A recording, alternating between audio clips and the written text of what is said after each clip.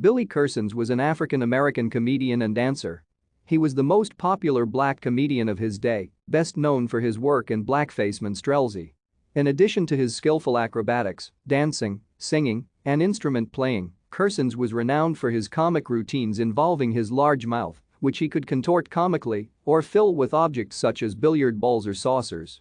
His stage persona was that of the dim-witted black man of the type that had been popularized in white minstrel shows.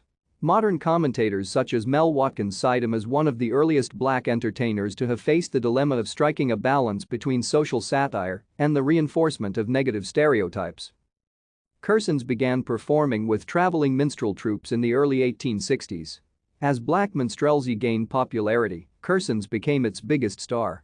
In 1879, he earned about $15 a week, but by 1882, he was reportedly earning $80, only slightly less than a featured white minstrel. Thank you for watching. Like and subscribe if you would like to view more of our videos.